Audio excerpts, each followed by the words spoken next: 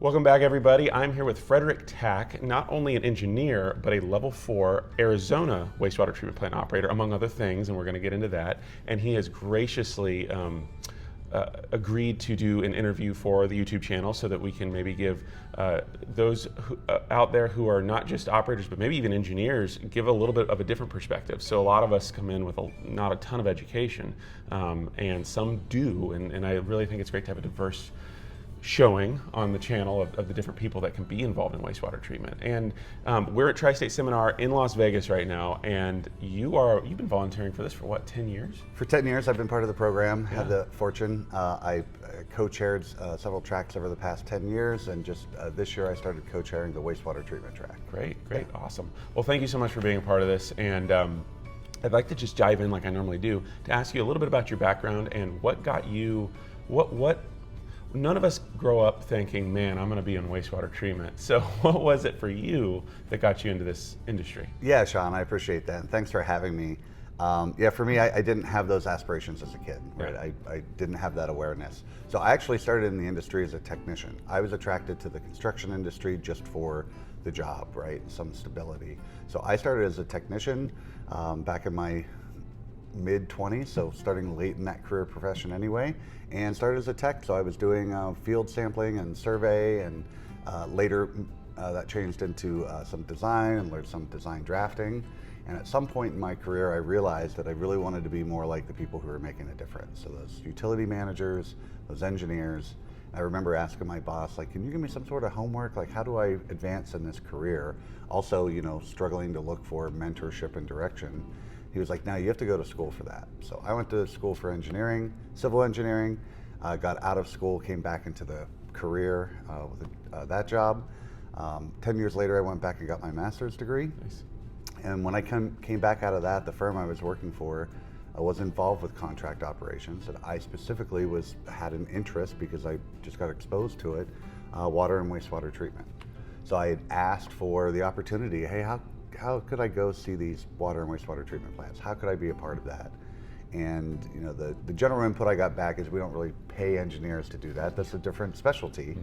Mm-hmm. So I started to get friendly and get to know some of those operators and ask them questions, how they got to where they're at and what they're doing and why they do it. And one of them was friendly enough to offer me the opportunity to come out and shadow them, right? Yes. And of course, my employer wasn't going to pay for that, so I donated a day a week for about 18 months to get that opportunity. And I really started by just showing up with breakfast burritos and coffee and like having conversations, right? We'd spend, I remember the first few months, the operator would do his initial rounds and then sit down with me and we'd just have conversation. It was very light at first and get into more about what is that and what is this. And after a few months, I got the opportunity to start getting trained and do all the items. I was fortunate enough to do that at a location that both had an advanced wastewater and water treatment plant. And it was on a Sunday, so it was very low requirements as far as like preventative maintenance or just activities going on. So I had the opportunity to get fully trained in labs and process control. And that gave me the opportunity to start getting certified. Mm-hmm. So that was a big path for me as well, is not just demonstrating some understanding proficiency of the profession, but also understanding just the process of that licensure. And ever since then, I've worked through all my licensures in Arizona for operations. So grade 4 in collections, distribution, water treatment, and wastewater treatment. And that's a huge asset because, if my engineers are watching, I don't mean anything bad. I mean, you guys are great, but there are times where I'm standing there with them and I'm like, hey guys, that's not working right. And I'm thinking of one particular hydraulic anomaly in the plant that did not do what the design said it was supposed to do. And I've stood there with them saying, guys, like, it doesn't work like that. And they go, well, and they get stuck at what the model said. Are you sure you're doing it right? Oh, guys, come on. Yeah. So to have somebody so I can only go so far as an operator, and they can only go so far as an engineer. We try to complement each other, but there's that crossover area that there's a little bit of head knocking sometimes. And so you're the full range, and that's such an asset. It's just been so beneficial, and really one thing I love about your channel is it's about being an enthusiast, right? If I really want to know everything I can about this, that means I need to, be present at all levels. Yeah. And one thing I really realized early was the humility and how humbling it is to be standing in front of something, say a chemical metering pump, and it not working, Yeah. and there's no one else around, and it's up to you, and compliance is at stake. Yep. And you can read that manual 5 times. That doesn't mean that you understand, how to use it or fix it.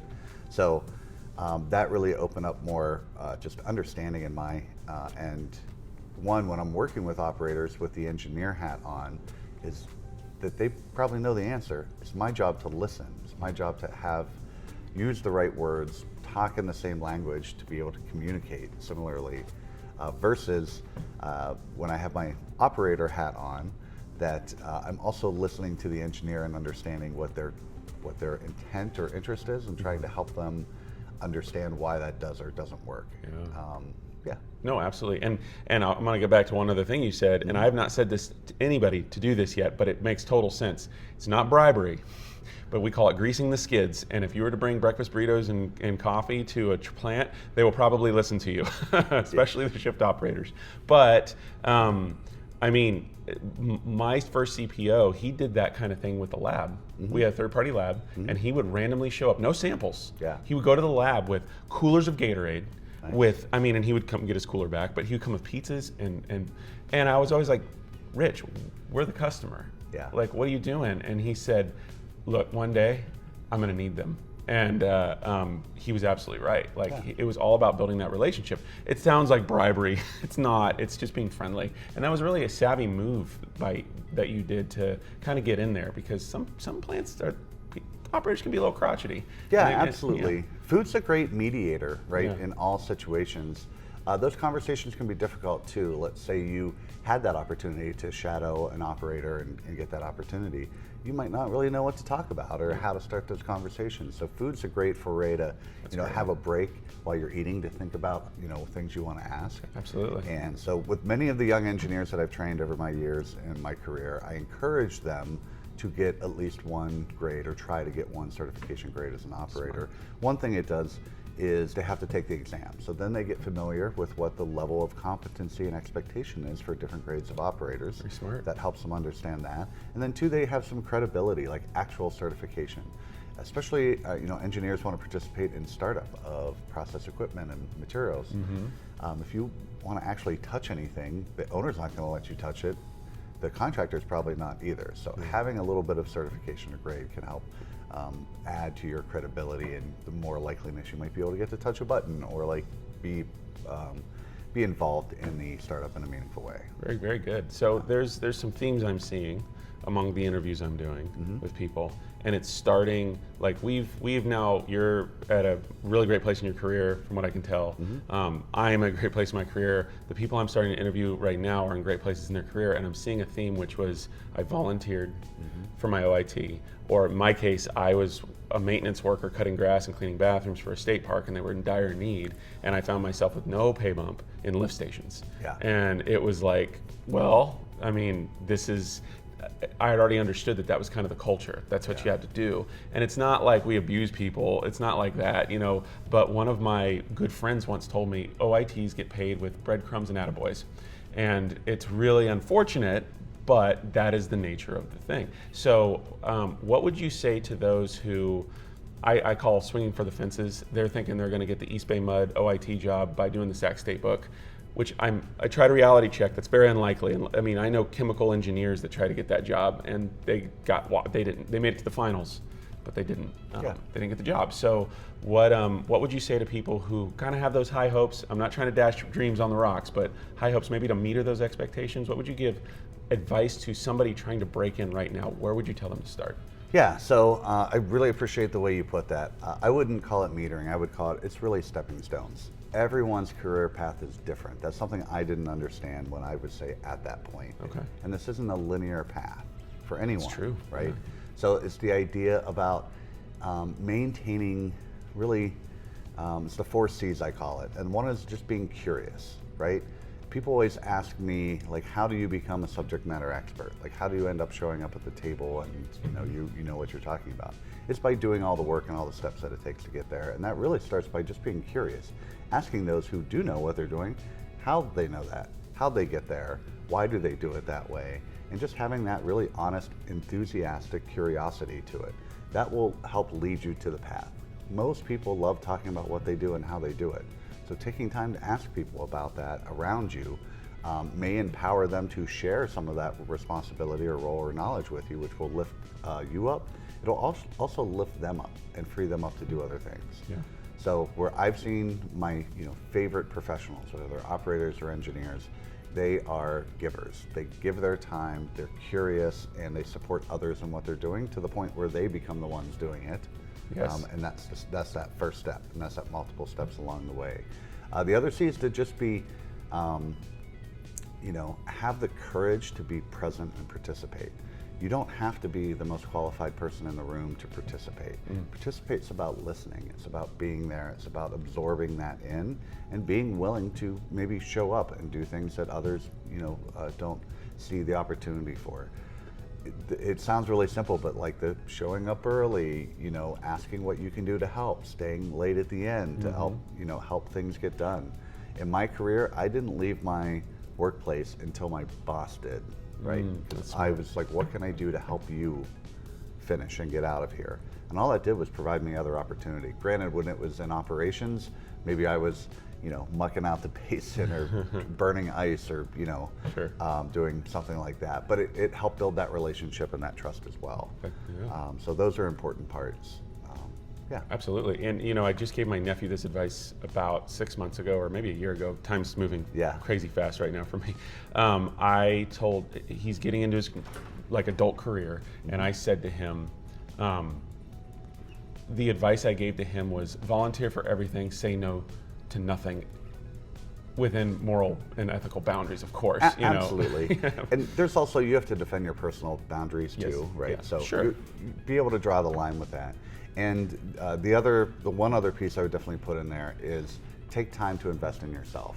The best project or facility you're ever going to work on is you. Yeah. Right. So if there's some guidance you can get from study exams, or if an operator or an engineer, someone will sit with you to help you with studying for examination, or helping you understand a process. There's many times I've struggled with, I don't really understand how this works, or you've walked me through this 10 times, so I'm still not getting it.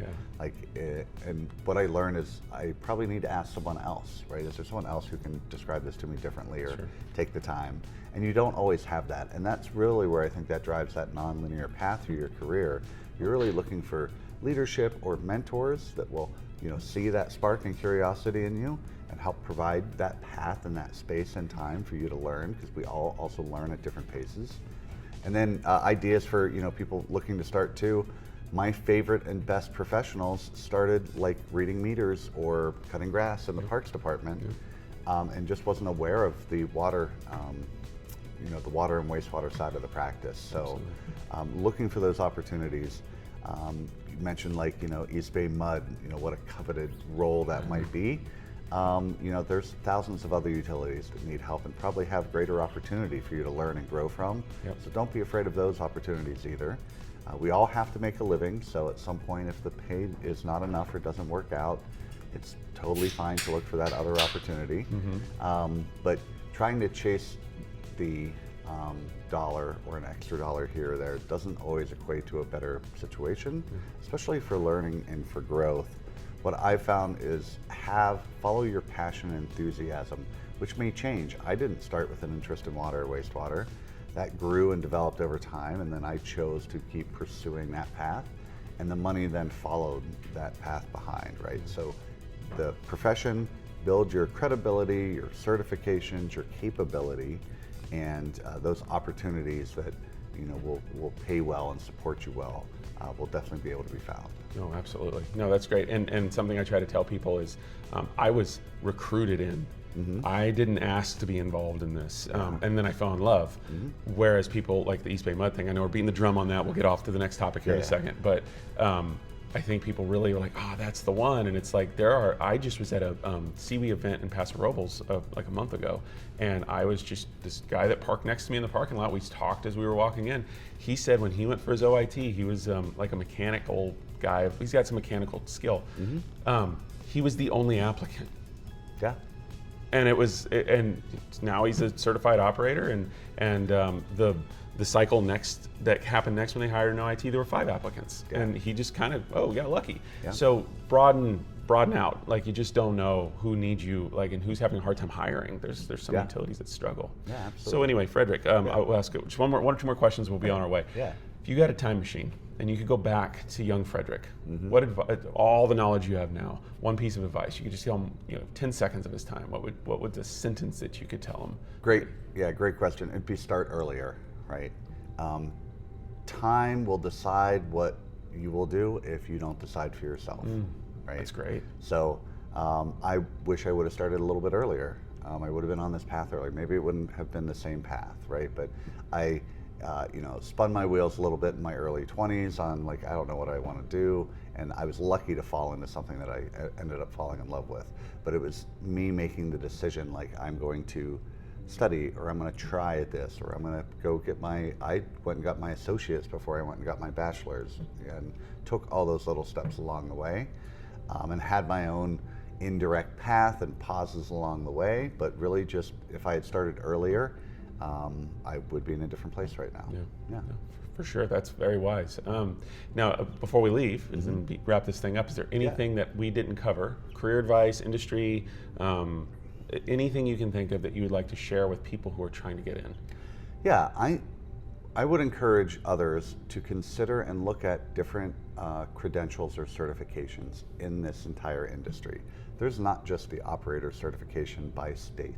There's specialty certifications for different type of processes, for water quality, regarding stormwater, regarding project management. All these certifications can help support what you do. It can also provide you the knowledge base that might help lift you to another level. And multiple certifications beats out one certification on an application. 100% of the time. And again, getting back to, you're the best project you're ever going to invest in. So take the time to do that.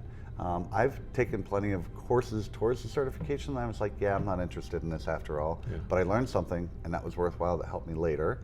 And other times I pursued that all the way through capturing that certification. So I'm a certified sustainability professional through the Envision program, through the ISI, certified operator, of course a licensed engineer in multiple states, but I'm also a board certified water resource engineer and environmental engineer. And I know those are a lot of certifications, but each of those requires significant studying and growth, which has only helped deepen my understanding of what I get to do every day and share that with others. And that really helps show my enthusiasm. It helps share my passion and build gravity that attracts other people or other opportunities around me so that I can continue to do this. That's awesome. Frederick, thank you so much for taking your time. We both have classes we've got to go do. And, Sean, I appreciate it. Yeah. And next year, hopefully I'll be able to come back to Tri-State and we can link up and see where we're at next year. Absolutely. Well, I enjoy the channel and thank you so much. Take it easy. All right. Thanks, Sean.